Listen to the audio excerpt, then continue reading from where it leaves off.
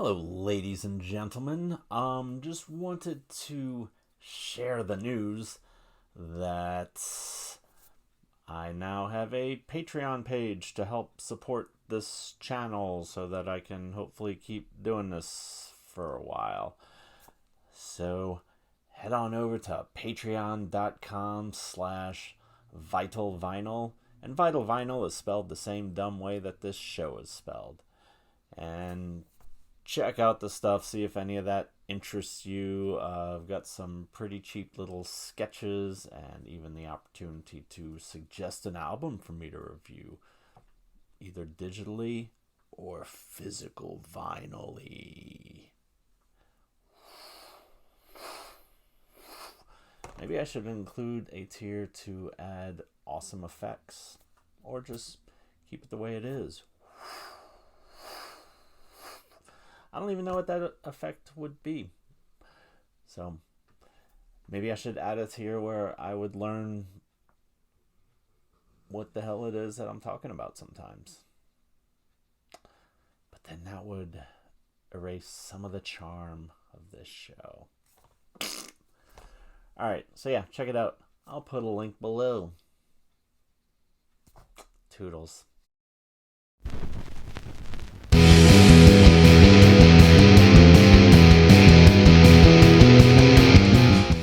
Hey gang, welcome to another episode of this. My name is That, and you are here. Last time when I talked about the Audio-Technica LP60X turntable, I forgot to mention that I did not buy it through a conventional store. You can get them at Best Buy, you can get them at Amazon, you can get them pretty much wherever you can imagine except Rite Aid or Pep Boys. But I bought it from a store up in New York City that for an additional 10 or 20 bucks, they threw in a record spin cleaner. This one from the folks at Knox Gear. And it's what I use to clean my records. So I'm going to show you how you can clean your records, or how you can come over and clean my records if you don't have records or don't have a Knox Gear spin cleaner. It's the same setup as an actual spin cleaner.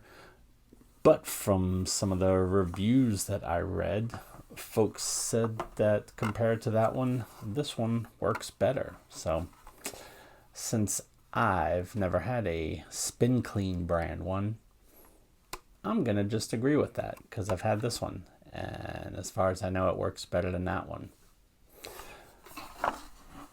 But I'm going to show you what I do to clean my records, as I said, and there's another thing that I have that I use to clean my records in conjunction with this spin cleaner, and I thought I had it right here, so let me just snap my fingers and then I'll get it. KK, there it is. So this is something else you can use to clean your records if you want to clean them like in a sink completely by hand. But if you do, don't use sink tap water because it's got a bunch of minerals and deposits in it that could mess up your albums. But you can use this and hold it and spin it and pour like distilled water over it. So what you do, and I do use it with this, but you don't really have to. You can just spin it by hand, which I'll show you, but which I'll be voicing over because my dishwasher is running in the room next to the room that I'll be setting this up and filming it in. And since my house is open concept, that means there's not a wall separating it. So you would just hear like so instead of you having to listen to from the dishwasher, I'm going to do a voiceover. Ooh. Now, what this does is keep your label from getting wet. But when you do the spin cleaning thing, even though the black vinyl part or colored vinyl, if you have a fancy record, is getting wet, it doesn't really drip onto the label.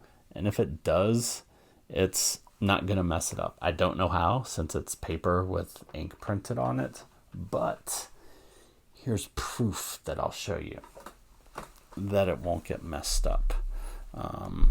Let's see. Here. Oops, is this it? Or it's not it. It is it. Yay. I'll show you the back of my dumb bald head.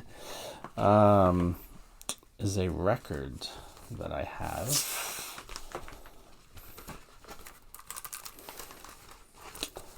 This is not it. It's the right sleeve, but the wrong record. So, gonna do some more editorial flashing. Oh, alright. So, this record right here was flooded in Hurricane Katrina. Because, like I've said in all the other videos, I've been collecting records since 1988 when I was a 14-year-old punk rock skater boy, and continued to do so until 2005 came, when Hurricane Katrina came and washed them all away.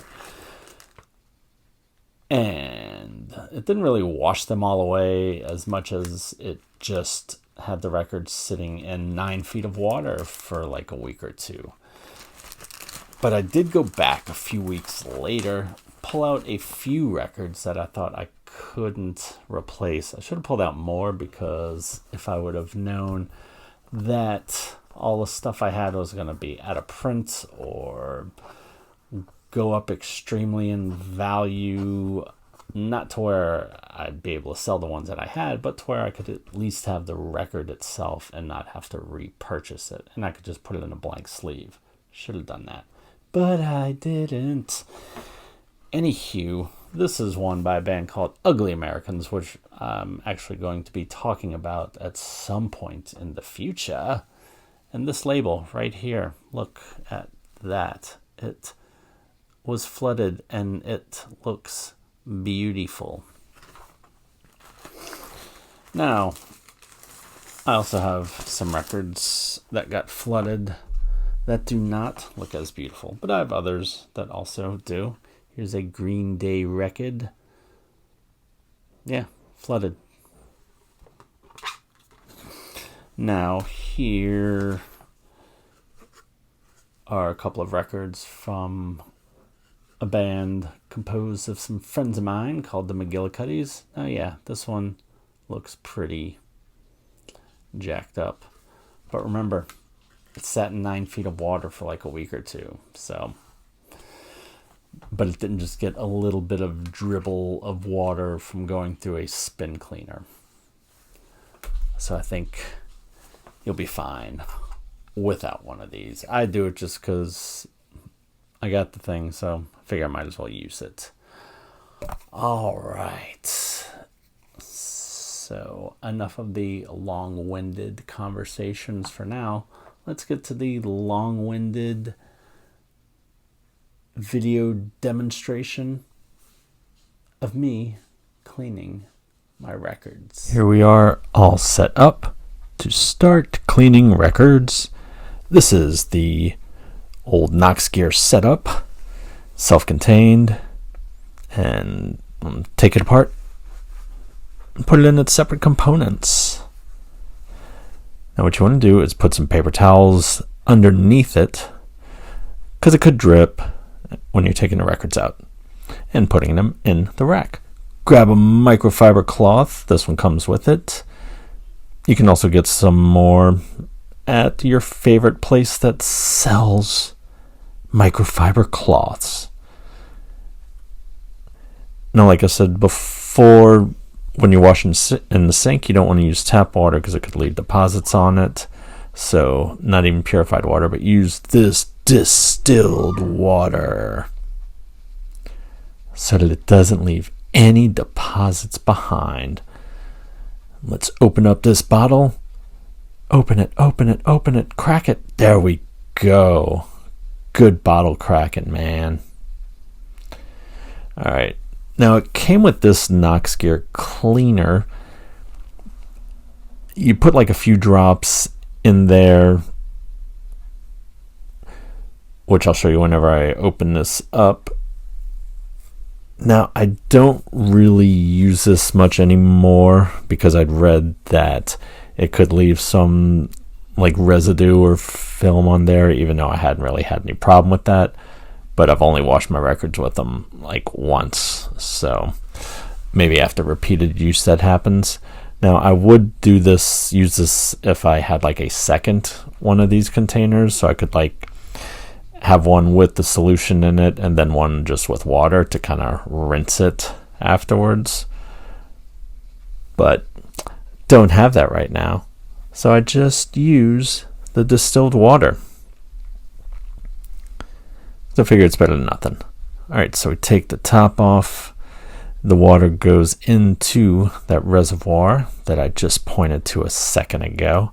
Let's take a look in there. Alright, whoa. Alright, these are the little brusher cleaners. They're like a sort of felt velvety type material on there. Records will spin through it pretty smoothly. If they're those thicker, like 180 gram audiophile ones, it might get a little tight, but otherwise it's fine. These are little spin things that spin the record around.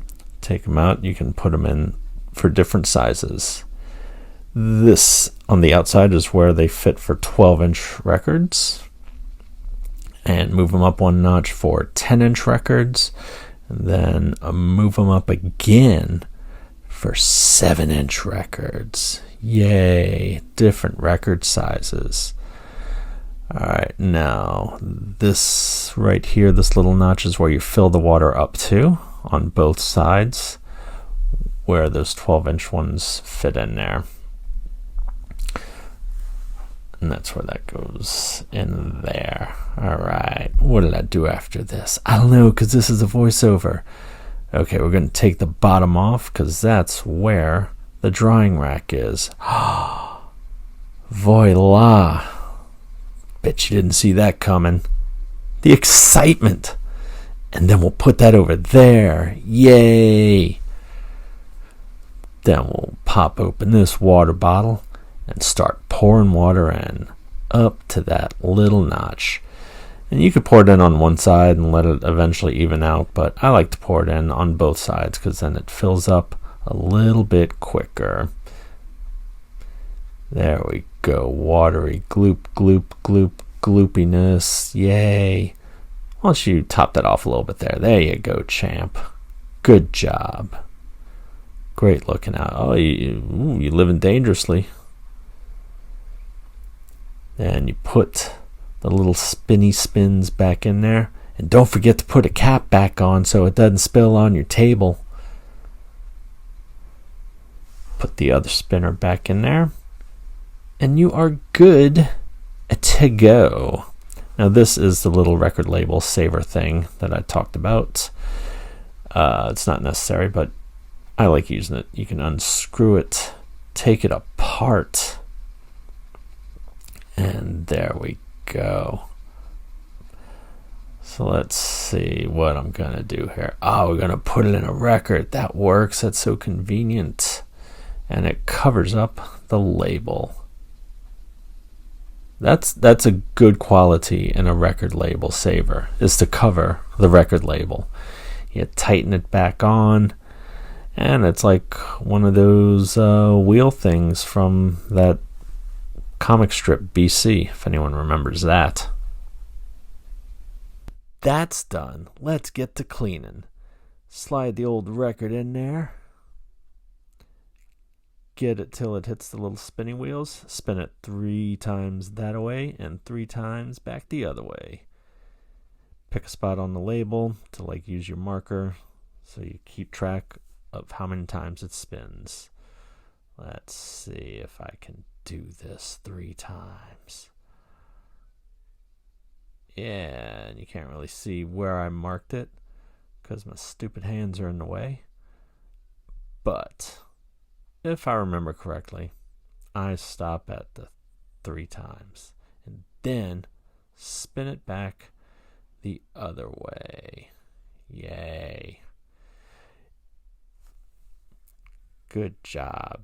Get it all wet and clean and fresh and recordy. Compelling dialogue. Then you pull it out. Sometimes the little brushy things want to come with it, so you just push them down with your fingers. Pop it on out.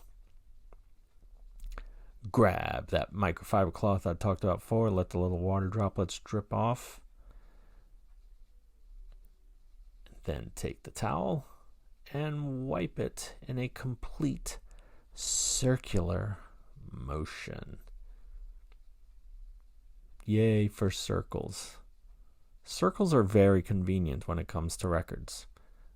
Then you do the other side, flip it over, and wipe off that pesky water.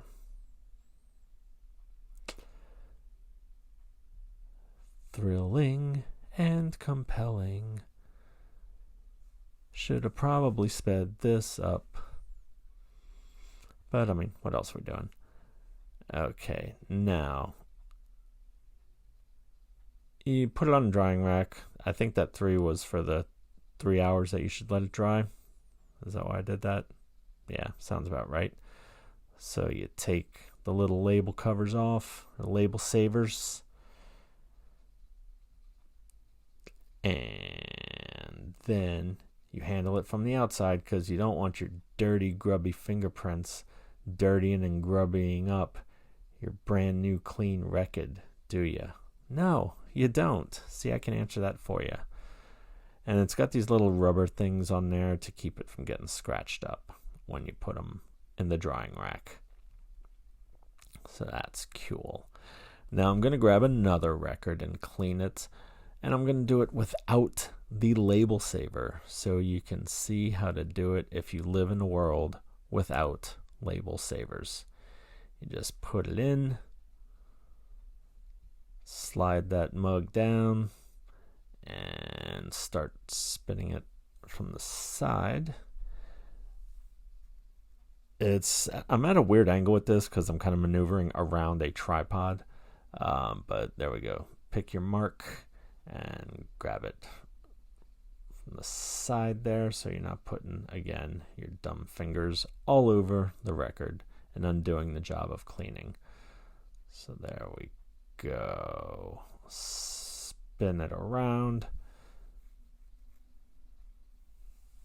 once, and then we get to twice, and then finally, you guessed it, you counters at home, 3 times. And now let's spin it back the other way, just to get it more clean. Not to undo the cleaning that we already did. This isn't Superman spinning the earth around to save Lois Lane from death, because that was a great plot device, right? Wrong. And then whenever it's all done and you match it up to the 3rd time, you take it out. And yeah, those little brush things want to come out with it, which it's fine if they do. It just might spill a little water. But lucky you've got some paper towels underneath it to catch that water. What a great piece of advice. And there's all that water. Get that same microfiber cloth. You can move it around to a different dry spot. And make sure you hold the record out of camera range if you're trying to teach people something, you dum-dum. Jeez. That's why I'll never be a professional broadcaster or podcaster or influencer at all. All right, wipe it off some more. Then you flip it over. And yeah, it's so the label gets a little wet, but it's fine. like I said before, it's not going to ruin it. Although, if you have the means to get the Label Saber, I highly recommend it.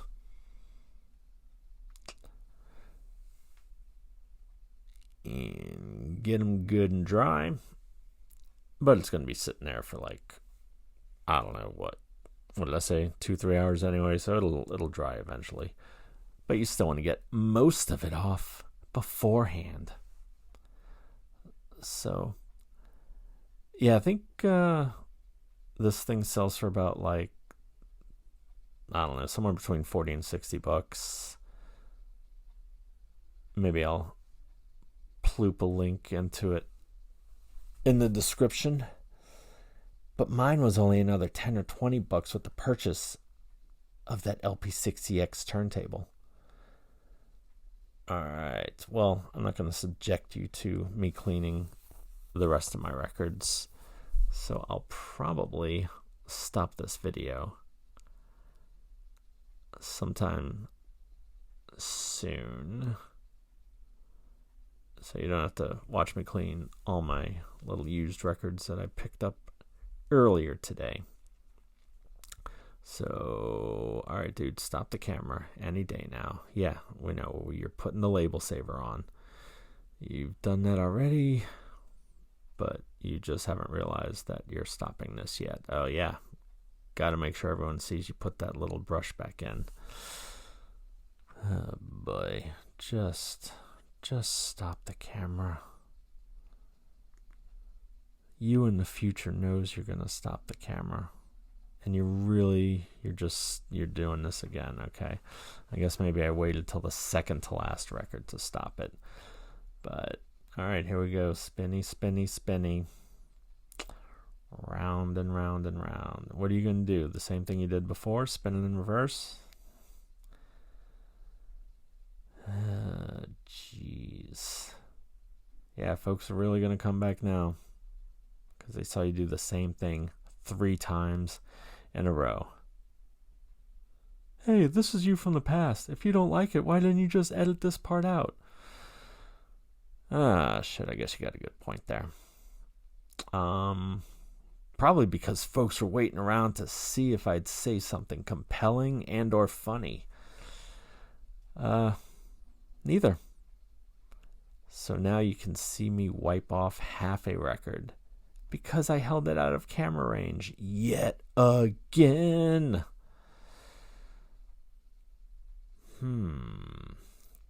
Yep, in case you missed it, dry the record off. If you didn't catch it, the first 6 sides of the records that we dried off. Alright.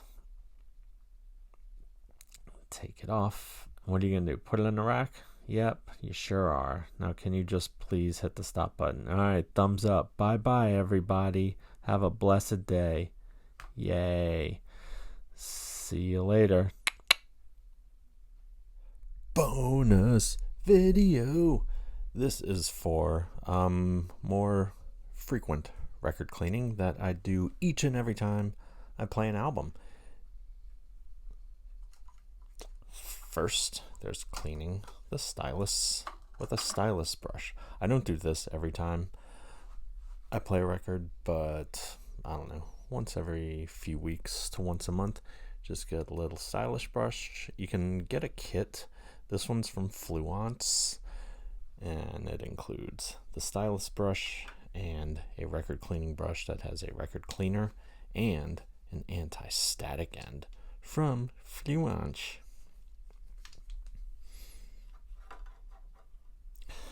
So, for the stylus brush, just put it under, don't push back towards the stylus, always pull forward.